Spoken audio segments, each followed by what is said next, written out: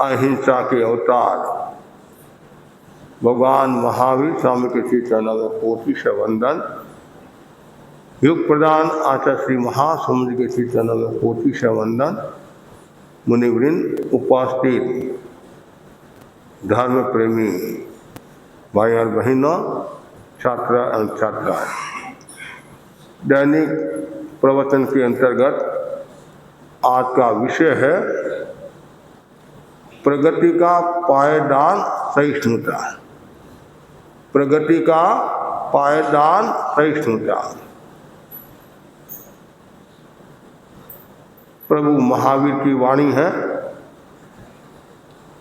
नानेनम दंशनेनम च तरितेन तहेव्य खंतिये मुत्ये वड्डमानो भवाय्य।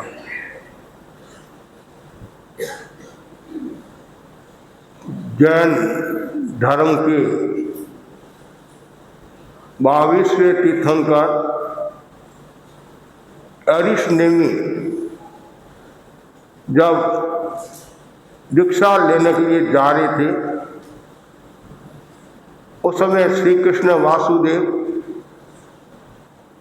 बड़े भाई होने के नाते आशीर्वाद के रूप में कह रहे हैं, नानेनम दंशनेनम च।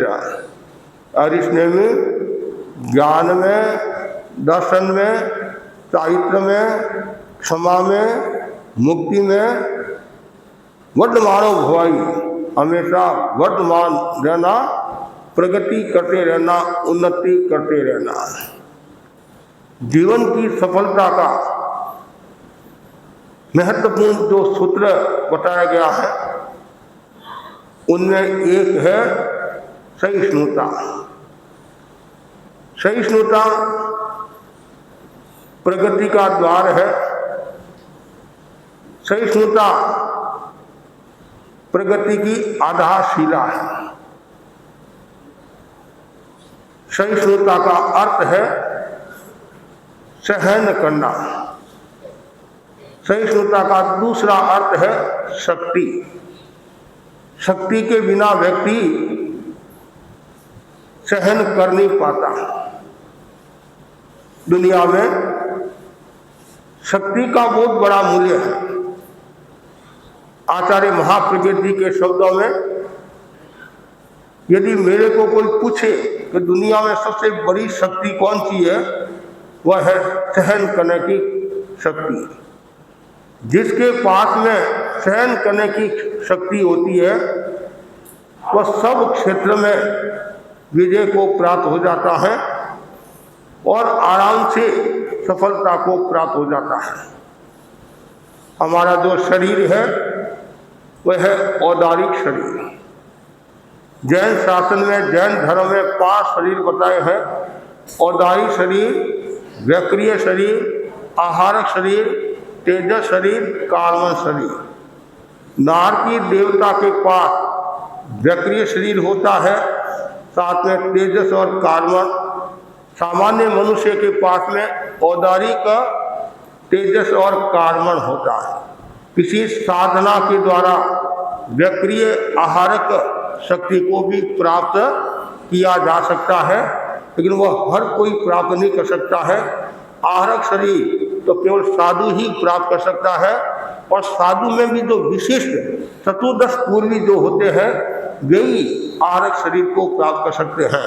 व्यक्रिय शरीर तिर्यंस में भी पाया जाता है, मनुष्य में भी पाया जा सकता है, लेकिन आहारक शरीर हर किसी प्राणी में पाता नहीं है। और साधुओं में भी कौन से साधु जो परमत्त साधु है, सत्य गुणस्थान के धनी है, सात्विक गुणस्थान वाले नहीं, क्यों लब्धि जो फोड़ता है वो परमार्थ के वशीभूत होकर फोड़ता है, या कोई कारण से फोड़ता है तो वह सत्य गुणस्थान, उसके बाद में फिर लब्धि का प्रयोग नहीं होता है, क्यों जीव अप्रमत्त हो जाता है, साधु जागरूक हो जाता पूर्ण रूप से।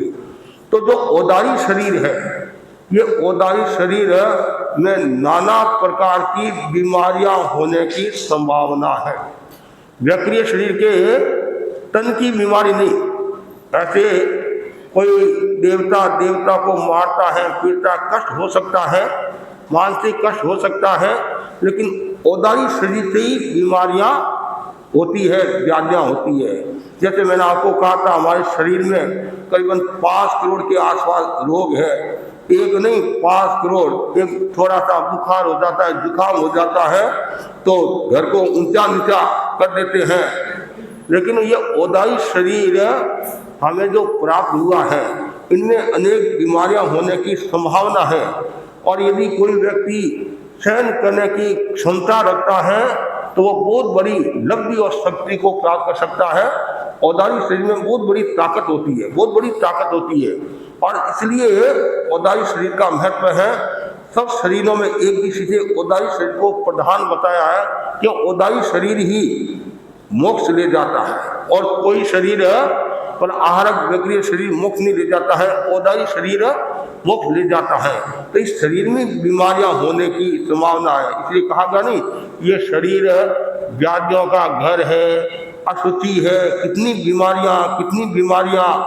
लेकिन जो बीमारियों के साथ समझौता कर लेता है या बीमारियों को सहन करने की क्षमता आ जाती है तो वो बहुत बड़ी उपलब्धि को प्राप्त हो जाता है। इसलिए सबसे बड़ी जो शक्ति है वो सहन करने की शक्ति है। शारीरिक स्तर पर सहन करना, मानसिक स्तर पर सहन करना। शरीर में कोई रोग हो गया तो शारीरिक स्तर पर सहन करो, प्रतिकूल कोई परिस्थिति आ गई तो मानसिक स्तर पर सहन करना चाहिए। भगवान से पूछा गया निर्ग्रंथ कौन, तो भगवान ने कहा तो शीत उष्ण को सहन करता है। इसका मतलब अनुकूल और प्रतिकूल परिस्थिति में संभाव की चेतना का विकास करता है और वह व्यक्ति ही निर्ग्रंथ होता है। साधु के लिए सहिष्णुता अनिवार्य है, सहनशीलता अनिवार्य। क्यों? साधना का मुख्य जो बिंदु बताया है, साधना में प्रवेश करना है, और धर्म का जो आदि बिंदु बताया है, 10 धर्मों में पहला धर्म कौन सा है? शांति, अर्थात सहनशीलता। जिंदगी में अनेक उतार चढ़ाव आते हैं, अनेक कष्ट आते हैं, उन कष्टों को सहन करता है, कष्टों से मुकाबला करता है और सहन करता है, वो वीर होता। कितने वीर होता है। ऐसे तो क्या कहा जाता है, जो दूसरों को जीतता है वो वीर होता है, अपने आप को जो जीतता है वो महावीर होता है। अपने आप को कौन जीतेगा? जिसके जीवन में सहिष्णुता है। भगवान महावीर ऐसे ही भगवान नहीं बने, उनके जीवन काल में कितने उतार चढ़ाव आए, कितने कष्ट आए। ऐसा कहा जाता है 23 तीर्थंकरों के कर्म एक साइड में और भगवान महावीर के कर्म एक साइड में है। भगवान महावीर तो बाद में बने, पूर्व में जो कर्म किए हैं वो काफी कर्म इस भव में उदय में आए और उन्होंने क्षमा रखी, सहिष्णुता रखी, जिनका परिणाम आया उनको ब्रह्म ज्ञान, केवल ज्ञान हो गया। तो जो सहन करने की क्षमता रखता है, जो सहता है, तो वो शक्ति को प्राप्त होता है, यहाँ तक कि केवल ज्ञान को भी प्राप्त कर सकता है। इसलिए कहा गया है जो सहता है वो रहता है और शेष सब गिर जाते हैं। सहना जरूरी है, खाली शारीरिक मानसिक स्तर पर ही नहीं, भावनात्मक स्तर पर भी सहन करना चाहिए, बौद्धिक स्तर पर भी सहन करना चाहिए। और साथ साथ में समाज में भी नाना प्रकार की समस्याएं आती है, घर परिवार में भी नाना प्रकार की समस्याएं आती है। उन सब में यदि वो सहनशीलता रखता है व्यक्ति तो आगे बढ़ जाता है। पारिवारिक सौहार्द का महत्वपूर्ण जो सूत्र बताया है वह है सहिष्णुता। उदाहरण के लिए राजा ने मंत्री से पूछा कि तुम्हारे घर में करीबन 250 लोग हैं, तुम कैसे साथ रहते हो, कैसे सबको निभाते हो? तो मंत्री ने कहा राजन आपकी कृपा है। अरे आपकी कृपा तो ठीक है, इसका रहस्य क्या है? कि हमने एक पाठ सीखा है, सहन करो सफल बनो, बस ये एक पाठ हमने सीखा है। इसके कारण हम सब आराम से रहते हैं। और घर परिवार में भी यदि सहनशीलता आ जाए तो यह तलाक की समस्या नहीं आएगी, या आत्महत्या की समस्या नहीं आएगी, या और अलग होने की समस्या नहीं आएगी। कारण असहिष्णुता के कारण ये सब समस्याएं आती है। तो जहाँ असहिष्णुता होती है, जो व्यक्ति अधीर होता है, धीर नहीं होता है, वो पग पग पर विषाद को प्राप्त होता है, कष्ट को प्राप्त होता है। इसलिए आवश्यकता है हमारे जीवन में सहिष्णुता का विकास हो, और जितनी ज्यादा सहिष्णुता होगी उतना ही वह आगे बढ़ेगा। आप सोचते हैं सब मेरे अनुकूल कार्य हो, ये कभी नहीं होगा। आप क्या आचार्य के भी सब अनुकूल काम नहीं होते हैं? मतलब जरूरी नहीं है। क्यों? सब बात हमारी माने कोई जरूरी नहीं है। उपदेश हम दे सकते हैं, सुझाव दे सकते हैं, और ऐसी स्थिति में आचार्य भगवान भी वो सहिष्णु होते हैं, कितना सहन करते हैं। आज आचार्य महासमुद्र जी को देखो आप, मतलब आंतरिक समस्या भी आ सकती है, बाह्य समस्या भी आ सकती है, और आप देखते हैं हर स्थिति में चेहरे पर प्रसन्नता का भाव, कितनी मुस्कुराहट है। मतलब जो बात जो कहनी है वो कह भी देते हैं, और सबको एहसास भी करा देते हैं, लेकिन तनाव में नहीं रहते हैं। बहुत बड़ी बात है। आज 5 बार मंगल पाठ सुनाना तो भी टेंशन आ जाता है, मतलब मन में आ जाता है, अरे भाई सब साथ में सुनो, बार बार बार। जैसे आपके काम है तो हमारे भी तो काम है। गोत्री एक बाई गई, दूसरी आई, दूसरी गई, तीसरी आई, चौथी गई, पांचवी आई, लेकिन उस समय सहनशीलता रखना। हमारे बड़ी साथियों ने कहा है, बड़े संतों ने कहा है कि कोई भाई बहन आज्ञा व्रत नहीं जाने के लिए तो कोशिश ये करो पहले उसका व्रत निजा दो, उसको मतलब तकलीफ न हो। लेकिन कभी कभी क्या होता है, इधर तो हमने आज शुरू किया और इधर में आ गए, तो कभी कभी हमारे को कहना भी पड़ता है। क्यों? पार्टी भी तो चाहिए नहीं, कुछ चीजें ऐसी तो इसलिए उनको कहना पड़ता है थोड़ी देर। और इतना कह दिया फिर भी भाई बोलती है, भाई बोल महाराज व्रत दिन जाओ, मेरी देरी हो रही है। और तुम्हारे देरी हो रही है तो तुम पहले आ जाती है, तुम पहले आ जाती, देरी हो रही है। अब हम आर में बैठ गए हैं, तो मैं ये नहीं कहता पहले आना बाद में, कहना मतलब है आपको भी थोड़ा सा विवेक रखना चाहिए। ठीक है, आपकी भावना है, भक्ति है, लेकिन हमारे पुराने साधु कहते थे भाई जल्दी काम सलटा दो, मतलब जल्दी काम सलटा दो, ताकि समस्या नहीं तो बार बार वो भी आपको शांति से रोटी खाने नहीं देगा, आर करने नहीं देगा। बार बार अभी गोची करके आए, डेरा अपनी सेवा में डेरा गोची करके आए, 1 मिनट भी नहीं हुआ, महाराज और कृपा करो। अरे आए हैं, बैठे तो दे, आवश्यकता होगी तो हम आ जाएंगे। लेकिन वो उनमें वो भावना नहीं है, दूसरी भावना नहीं है, पर भक्ति है। क्या मतलब भक्ति है, और कृपा कराओ। तो बहुत साधु साधुओं को बहुत सहन करना पड़ता है, और सबसे ज्यादा सहन आचार्य को करना पड़ता है। आचार्य को बहुत सहन करना पड़ता है। इसलिए आचार्य के भाव कम बताए। कितने भव है आचार्य के? 5 भव है, 2 और 3 5 भव है, और साधु के 15 भव है। और कुछ आचार्य ऐसे होते हैं उसी भव में भी मोक्ष को पधार जाते हैं। कितना सहन करना पड़ता है। आचार्य भिक्षु को देखो कितना सहन किया, आचार्य जयाचार्य को देखो कितना सहन किया, गुरुदेव तुलसी को देखो कितना सहन किया उन्होंने। सहन किया तभी आज उनका मूल्य है, और सहन नहीं करते तो उनको कोई नहीं पूछता। इसलिए वो जरूरी है सहन करना, और जो सहेगा वो रहेगा। कितना सुनेगा, जो सहेगा वो रहेगा, और जो सहन करता है वही गति प्रगति उन्नति को प्राप्त होता है। आचार्य भिक्षु के समय की घटना है, और उस समय मुनि भारमल जी मुनि अवस्था में थे, संभवतः मुनि अवस्था में। तो तेरापंथी ने नहीं, अन्य संप्रदाय के किसी भाई ने कहा कि भारमल जी क्रिया समिति में सावधानी नहीं रखते हैं, मत दोष निकाला ऐसा वैसा। और ये बात भिक्षु स्वामी के पास आई। भिक्षु स्वामी ने भारमल जी को बुलाया और कहा, यदि तुम्हारे में कोई क्रिया संबंधी दोष मेरे को बताएगा, मेरे को ध्यान में आए, तो तुम्हारे को एक टेला करना पड़ेगा। क्या करना पड़ेगा? एक टेला। कोई ननुनस नहीं, युवा अवस्था में, और युवा अवस्था में तो सहन करना बहुत कठिन काम है। बूढ़ा तो फिर भी सहन कर लेता कि उसकी व्यवस्था है, सहन कर लेता। नहीं, युवा अवस्था में कोई व्यवस्था नहीं होती है, फिर भी।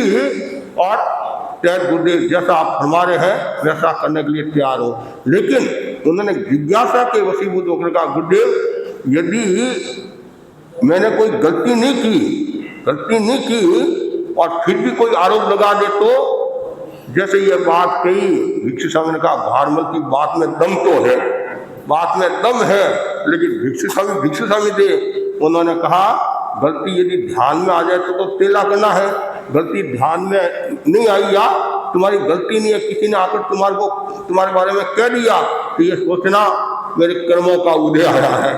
क्या आया है? कर्मों का उदय आया है, और हंसते हंसते सहन कर लेना, कितनी बड़ी बात है।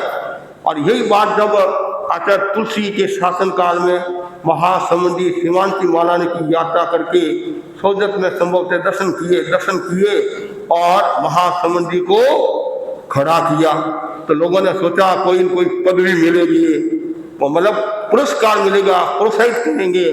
गुरुदेव ने कहा महासमर, यदि मेरे ध्यान में आ गया कोई सुख सुविधा की बात, कि महासमर सुख सुविधावादी है, ऐसी कोई गलती ध्यान में आ गई तो तुम्हारे को 3 घंटे तक खड़े क्या करना पड़ेगा? स्वाध्याय करना पड़ेगा, आदि करना पड़ेगा। लोग सब देखते रह गए, चौबे जी का 26 जी बनने के लिए गए, दुबे जी बनकर रह गए। गुरु है। ये जो आचार्य अनुशासन करते हैं वो ऐसे ही नहीं करते हैं, वो द्रव्य क्षेत्रकार भाव को जानते हैं और साथ में हर किसी के ऊपर अनुशासन नहीं करते हैं। हर किसी के ऊपर अनुशासन कर ले तो लेना का देना हो जाता है। जिसमें सहन करने की क्षमता होती है उन्हीं पर अनुशासन किया जाता है। बड़ों पर इसलिए अनुशासन किया जाता है कि छोटे भी सजग हो जाए। जैसे मैंने आपको कहा था नहीं, मगन मौली स्वामी ने कहा था नहीं कि भरी परिश्रम में मुझे उपलम देना, ये बात हर कोई नहीं कह सकता है। लेकिन ये क्यों कहा कि आचार्य मगन जी को नहीं छोड़ते हैं तो हमारे को तो कहाँ से छोड़ेंगे, कहाँ से? और हर व्यक्ति अनुशासन में रह नहीं सकता है। और दालगणी का अनुशासन देखो आप, दालगणी का अनुशासन इतना तेज था, हर कोई दालगणी का अनुशासन को सहन नहीं कर सकता था। मतलब क्यों? उनमें वो वैसा भाव था। लेकिन आचार्यों की पुण्य होती है, संघ की पुण्य होती है। हमारे साधु भी उस रूप में ढल जाते हैं। आचार्य क्या चाहते हैं? आचार्य के अनुकूल प्रवृत्ति होनी चाहिए, आचार्य को तकलीफ हो ऐसा कभी कार्य नहीं करना चाहिए। क्यों? एक नहीं, 700-750 साधु है। कभी मैं कहा करता हूँ कि मेरे जोग से आचार्य को तकलीफ नहीं होनी चाहिए, मेरे जोग से। मतलब और मुनि मोहनलाल जी आमिर का हमें शिक्षा दी है कि आचार्यों को बार बार अरेस्ट भी नहीं कराना। बार कोई इमरजेंसी केस हो तो एक अलग बात है, नहीं तो कितनी तकलीफ होती है। छोटी बात हुई आचार्य को निवेदन, छोटी बात हुई आचार्य को निवेदन, छोटी बात। कभी हमारे श्रावकों के बारे में सुनता हूँ, कोई छोटी बात हुई आचार्य को निवेदन कर लेते हैं। अरे वो यहीं उसकी समस्या का समाधान हो जाता है। क्यों आचार्य को तकलीफ दे? क्यों? आप सोचते हैं मेरा नाम होगा, नाम नहीं है, बदनामी जरूर हो सकती है, आपकी बदनामी जरूर हो सकती है। वो सीरियस केस हो, पानी ऊपर से जा रहा हो, तब तो एक अलग बात है। छोटी छोटी बातों को आचार्य से निवेदन कराना या साधु संतों को इस रूप में कहना, ये सब अच्छी बात नहीं है। कोई छोटी बात है उसको गौण कर लेना चाहिए और आईगी कर लेना चाहिए। संघ का नुकसान होता हो, संघ का अहित होता हो, साधु का अहित होता हो, श्रावक का अहित होता हो, तब तो सावधानी रखना। एक खाली ही विरोध के कारण मेरा वर्चस्व जम नहीं रहा है, मेरा नाम नहीं हो रहा है, तो मेरा सिंगार को कैसे डाउन करना, श्राव को कैसे डाउन करना, इसे कर्मों का बंधन होता है और आपको कुछ मिलने वाला नहीं है, कुछ मिलने वाला नहीं है। मतलब दुर्गति के अलावा कुछ मिलने वाला नहीं है। ऐसा क्यों कार्य करे? ये मतलब सही सोचता, आप पद पर हो उसको तो और ज्यादा ध्यान रखना चाहिए। पद की गरिमा है, आज मैं अग्रगण्य हूँ तो मेरी एक गरिमा है, तो मुझे कोई भी स्टेटमेंट देना वो सोच विचार कर देना पड़ता है। आज परमानंद जी कुणाल मुनि बोले तो इतना नहीं है जितना मेरा। क्यों? मैं यहाँ पद पर हूँ, आचार्य का प्रतिनिधि हूँ। और आचार्य जो कहते हैं तो पूरे संघ जिन शासन के, भाई आज 13 के आचार्य क्या बात कर रहे हैं कि वो तीर्थंकर के प्रतिनिधि है, तो कोई भी बात हमें करनी होती है सोच विचार कर करनी होती है। इसलिए कहने से पहले सोचो, चिंतन पूर्वक बात करनी चाहिए ताकि किसी के अहित न हो, किसी का नुकसान न हो, किसी के तनाव न हो, टेंशन में न आए। और ज्यादा बार बार कैसे तो कोई साधु टेंशन में आ गया, तनाव में आ गया, उसके मन में आ गया मेरे दोस्त से आचार्य को कितनी तकलीफ हो रही है कि हमारे को जाने में तो समय लगेगा, हमारे को तो जाने में समय लगेगा, समाधान आपकी समस्या का समाधान, और उसके बीच में आचार्य के दिमाग में कोई बात सेट होगी तो लेना का देना हो जाएगा। इसलिए बहुत सावधान, सहना सीखो। आचार्य महाप्रज्ञ जी ने जो सफलता के सूत्र बताए नहीं, उसमें एक सूत्र कौन सा है? सहन करो सफल बनो।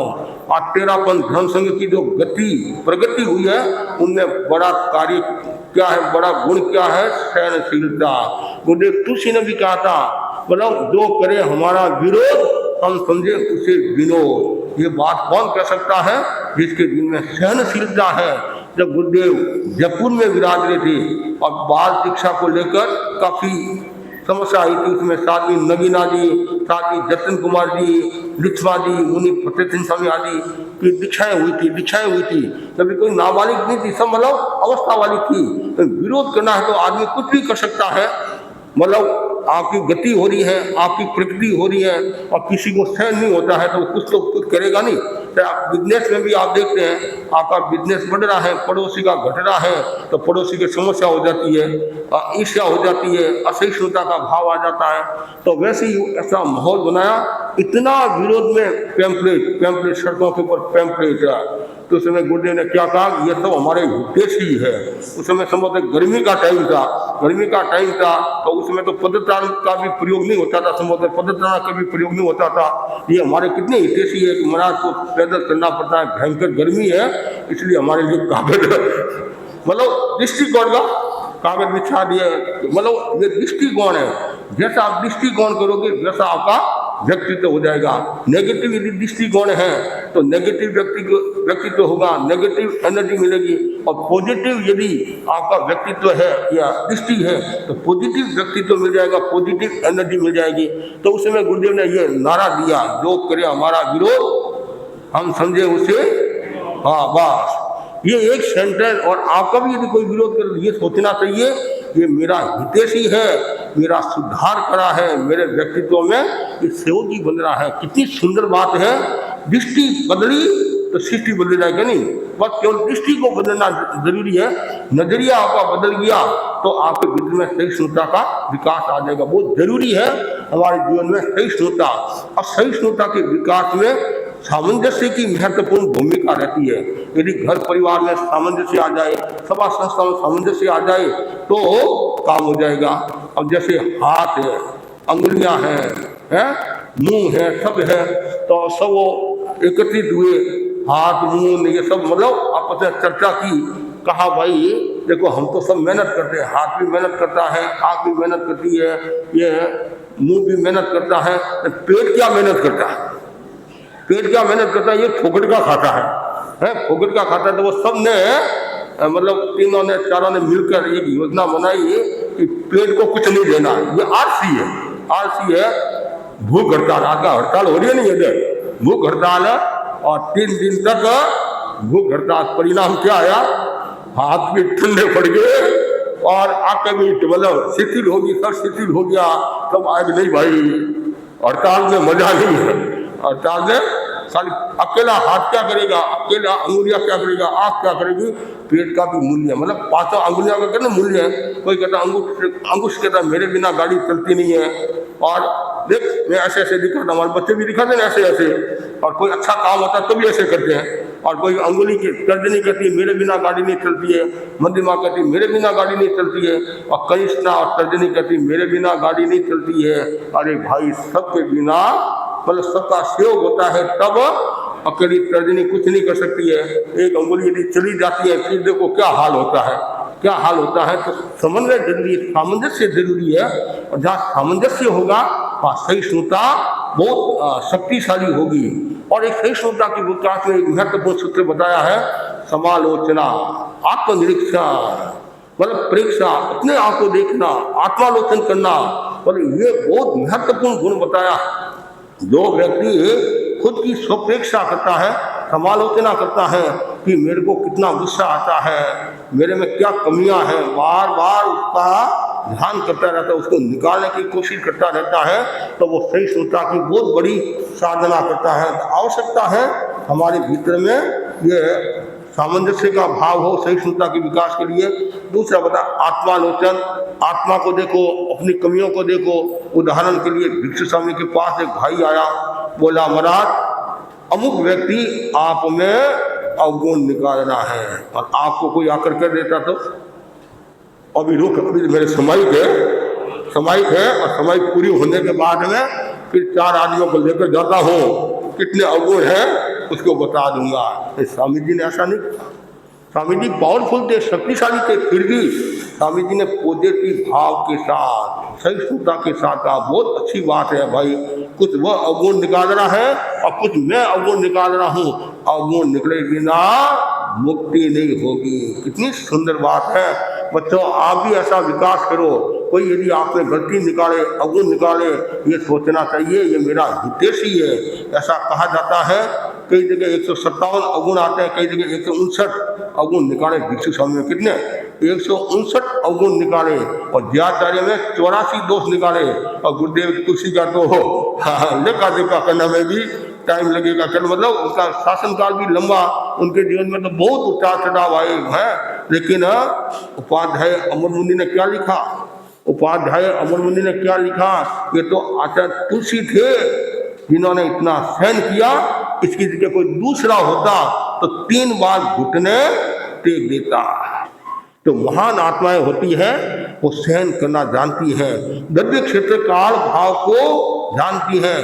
कभी कभी ऐसे प्रश्न भी आते हैं, ऐसे जानबूझ के उलझाने वाले, नीचे दिखाने वाले, फजीती कराने वाले, ऐसे भी प्रश्न पूछने वाले लोग मिल जाएंगे। लेकिन जो महान आत्मा होती है, आचार्य महान होते हैं, और ऐसे प्रश्नों का उत्तर देते हैं, सामने वाला व्यक्ति भी चुप हो जाता है, एकदम शांत। और कालगुणी राज ने कहा था कि जब हम चर्चा करे, वाद विवाद हो जाए चर्चा में, उसमें उत्तेजना नहीं आनी चाहिए।